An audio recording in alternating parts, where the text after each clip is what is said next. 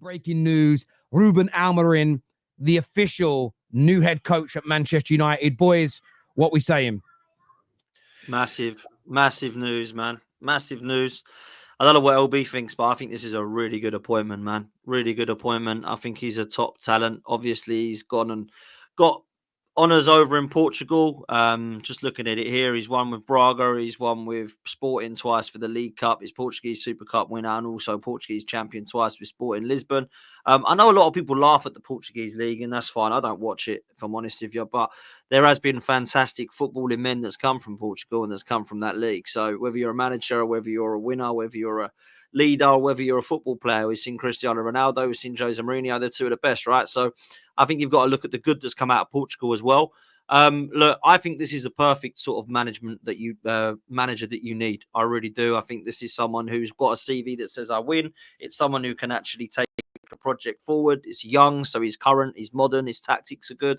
I think when you look at what he has done over there, I think it's always worth kind of saying that whatever you do next will be a risk, because of course, you know, a manager of 39 years old is always going to be risky, right? But it's the right sort of appointment, man. You're not looking at this thinking, oh, this isn't an Ole Gunnar Solskjaer one. This isn't an Antonio Conte or Jose Mourinho type. This is the up and coming, or one of the up and coming best that people are talking about. I know Man City fans were talking about potentially having him as their replacement for Pep Guardiola as one of the options. So this is going to be a top appointment, Tel, I've got to say. However, he needs to be backed now. There needs to be an understanding of what's happening in this structure of football, because I didn't quite understand what was going on. I still think where Man United should have got rid of him pre-season, they could have got Ruben Amorim at the start of the season and not wasted the first 3 months of the season, because that is essentially what you've got here now. But I think this will be a good appointment. We'll see what it does, Tel. And if you can then start to back him in January with a couple of players, and then look to complement what you've done in the summer with him and try and hit the ground running, looks like he's going to be on his way. And Chelsea fans are gutted, man, because they were like, come on, just give us the Ten Hag for one more game. But he's now gone. Man United fans are happy, and I can tell why. I think it's a great appointment, man. Yeah, man. Listen, we were linked with him, and I didn't want him at City. So, and he was up there on the list, of quite high up on the list. So I'm kind of happy in one way that he's gone United, because I didn't want him at my club. Why? Why did you want him? Nah. But you want company? Come on, bro. No. Company is different, bro. You know what I mean? Company's Does he play for your club? Yeah, you know what I mean. That's like sentimental. Yeah, it's a sentimental pick, man. That's just a little come on City later on. Yeah, but listen, I think it's a good appointment for United. It took 2.5 years too long for me. He should have been sacked ages ago, but he's finally been sacked now. They've got Amorim. We'll see how he gets on, man. But yeah, I don't know, man. I didn't want him at City, so I'm going to sit here and be like, yeah, it's mega. I'm not going to do what Potsy just done. I think it's better than Ten Hag. I think it's one of the better options that you could have got. It's probably exciting for United fans because of the way he plays football and that. But yeah, we'll have to wait and see. I think Potsy just alluded to it. There's still a lot of stuff to sort out at United, regardless of the manager. You know what I mean? A lot of players. That's the next thing Ineos have to do now. Yeah, they have to get rid of all these crap players at the football club who are crap. Yeah, because you've got a lot of players there that are not good enough for the team, and they need to go. So it's step one, tick. It took a long time, but there's still a lot more to play for. And I'm not going to get on the bandwagon and be like, yeah, it's amazing. This is great. It's brilliant. Like, I'm going to chill. I'm going to wait and see what happens, man. Look, I understand that. My only kind of pushback against that is most of us Man United fans know that there's still a long road ahead. Any Man United fan that thinks we've got Amorim, top coach, we're ready to go. I need you to understand what you mean by ready to go. These will be the same guys in 6 months when we're not as good as City that will say, I think the manager's crap. I think the manager's got to go. It's going to take time still because the squad needs changing. However, I do believe there will be a dramatic improvement in how we play football. It's different to when we hired Ten Hag. It's different to when we hired Jose and Oli. We were still having these managers backed and picked by accountants, bankers, and marketers. That is very, very different now indeed. When you said earlier on, Potsy, United have got to now back him, my view of backing someone isn't just giving them what they want. I love my children, but I don't just give them what they want, because they want sweets all the time. They want McDonald's all the time. They want toys all the time. And that for me isn't plausible. Sometimes you need to be firm. One of the biggest standout points as to why I believed, why I kind of panicked almost when I heard Ten Hag about 18 months ago say, I can't play the Ajax way here. I'm not trying to play the Ajax way here. That isn't essentially what me and the owners have discussed. That straight away was a red flag to go, we're in trouble. We know how Ruben Amorim plays. That must match the way we're trying to play football as a football club. You've heard Slot say it in his interview before the Arsenal game at the weekend. I've not changed the style of football at Liverpool. It's the same style of football, just with a different voice and a few subtle adaptations. That's what happens when you change managers. It shouldn't be, obviously, we want to dramatically improve in terms of performances, but it shouldn't be a whole new world now. We shouldn't be looking at, okay, this January now, we're looking at a different profile of player to what we were looking for in the summer. That, for me, is backing the manager, ensuring and pushing him to play the style of football that has clearly attracted him to us. That, for me, is important. And yes, LB is right. Lots of these players, you know, the Anthonys, the Maguires and co have got to go. I even think, look at some of the players that might have an improvement now. If suddenly Bruno and Rashford look world class again, you might even look at that as a red flag to go, right, so that they turn it on as and when they want. Is that really what you want at Man United? I think all of these things are about backing the manager. But for me, it's more about backing us, the fans, backing the football club. I'm excited. I think he's a very, very talented young manager. I think there's a lot to look at here. I think there's a lot to focus on as Man United fans and be kind of proud of and happy with, and not proud of, sorry, excited about, happy with, and hopefully someone that we can become proud of. But I do say to United fans as well, as happy as I am with the head coach, keep your feet firmly on the ground, because there are many peaks and many troughs on the horizon as well. But this man has won in 5 years as a first team manager. He has won 2 league titles. He's won 4 domestic trophies. He's the current champion of Portugal, top of their league, 9 wins from 9.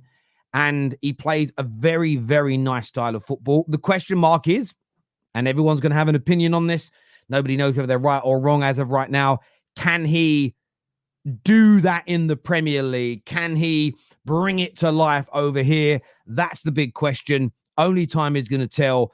But for me, my excitement is more around, it is about Amorim. I like him, but it's more about, for the first time ever in my lifetime, because I don't remember, Fergie was appointed before I was born. The first time in my life that Man United have appointed a manager that has been picked by seasoned, respected football people. So anyone who says, I don't see how anything's changed at Man United, I don't see how this is going to be any different to previous appointments and managers, because nothing's changed, you're fundamentally, wholeheartedly wrong, and there is no debate. And I got called out earlier because I praised the speed of this. 24 hours, new manager. People go, but the Glazers got it done quickly. This is bullshit. I've got some facts to lay down here to all the doubters and the haters. Moyes was sacked on the 22nd of April, 2014. LVG was not appointed until the 19th of May. Okay, so a month it took to appoint him.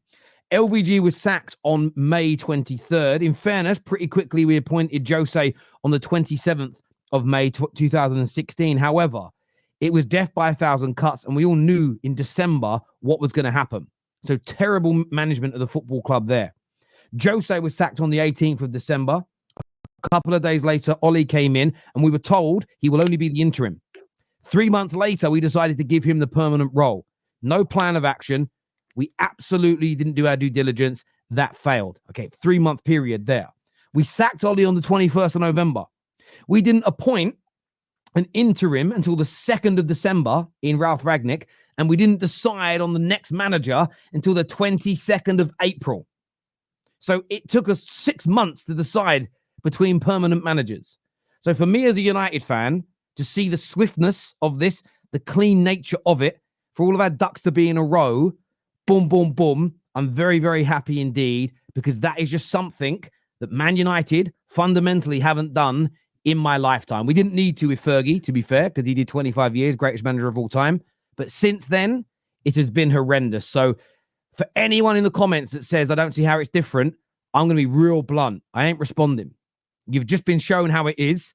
Unless you can debunk my facts with better facts, I don't give a fuck about opinions on Well, this. what's the actual difference then, Terry, between Ten Hag then? I'm just putting this out there. What's the difference between the appointment of Ten Hag, who'd won trophies in the Eredivisie, compared to Ruben Amorim, who's won trophies in Portugal?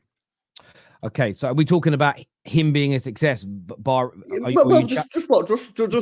should United fans get excited about this when they got excited about Ten Hag, and that obviously that's a good question. To be fair, it's a good question. But I addressed this the day that we signed Erik ten Hag, and I stated that if we don't change the way we operate as a club, i.e., the bankers, the marketers, the Woodwards and co, they don't leave very quick soon, they will infest this new manager with problems. Some of it directly. Some of it will be indirectly. I've already explained. We hired a manager who played the Ajax way. We let him come in and buy Ajax players for that style, but then did not fucking insist that he plays that style of football. Fair enough. So for me, and that's just me speaking with passion, I ain't swearing at you, bro. My view is this.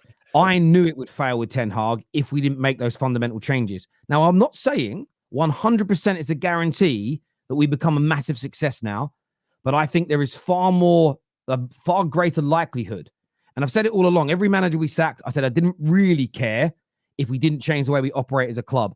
Each time we sacked a manager, the club operations stayed the same. They fouled. It's the first time we've done it with a brand new group of people in charge. And I do understand that some people think we should have got here sooner. I agree to a large extent. But LB, you were the one that put this in my head. Maybe this was about... Maybe half the dressing room still supported Ten Hag and they genuinely wanted to give him an opportunity to turn it round, to keep the players on side. Now a new manager, I think, is coming in, and I don't think anybody is looking at Amorim thinking, oh, you're working behind my manager's back. He deserves to still be here. It is a fresh and a clean slate. And this season for Man United, I'm going to be honest with you, it's still very, very, very, in my opinion, very, very, very salvageable between now and the end of the campaign for us to achieve something this year. I really do believe that. Yeah, so for me then, I would say yeah. So what has to change then at Man United is the recruitment strategy. Yeah, you can't just say to Ruben Amorim, right then, lad, who do you want? Agreed. Yeah, you sort of alluded to that earlier on, because that's what you did with Ten Hag, and let's be honest, it's been an absolute disaster. An absolute disaster, right? Ten Hag would have been better off being told that he can't sign anyone and that they're going to buy the players, because to be honest with you, most of the players that they've signed have been flops, right? So yeah, that's step one. Step one is bring him in. He's in a difficult situation now because he's still got these players who I genuinely believe are rubbish. Most of them are rubbish. Yeah, I think there's a couple of players there that are decent. I think most of these players at United are trash, and that's not me trying to shit on United or cuss them out. I genuinely believe that their players are trash. Right. So there's a big job for Ineos to do in January and the summer, and it's probably going to take a year or two to get rid of all these players and bring new players in. But then when you are bringing new players in, it's got to be the football guys upstairs, because if Ruben Amorim turns out to be a failure, you don't want to be left with all his players again, which is what you've been left with now with Ten Hag. You've been left with the likes of Anthony, Højlund, who's still dodgy, Mason Mount, yeah, Casemiro was on big wages. All these players that really, I don't think are particularly very good, you've been left with all on big money, and you're probably going to struggle to get rid of. So, yeah, Ruben Amorim's now got to work within the framework of Manchester United. Man United now have to decide the style of play that they want, and Ruben Amorim's got to fit into that. So the whole club now has to just change and flip completely from allowing the manager to have the control, which is what's happened ever since Fergie's been there, and fair enough, that was Fergie, but they've got to come into the modern era. Yeah, it's time for Man United to step out of the dark ages and step into the modern times of saying, listen, it's the board, it's the football directors, it's the scouts that pick the players. Obviously, the manager can have a say if they're not sure and whatever. The manager can have input. That's absolutely fine. But it is now time for Man United to step in there. I've seen it pure times in interviews with Pat Guardiola about players we've signed. He didn't even know Doku was. You know what I mean? He was speaking about Doku and about how Tiki signed Doku and that. Like that is just the way modern football is now.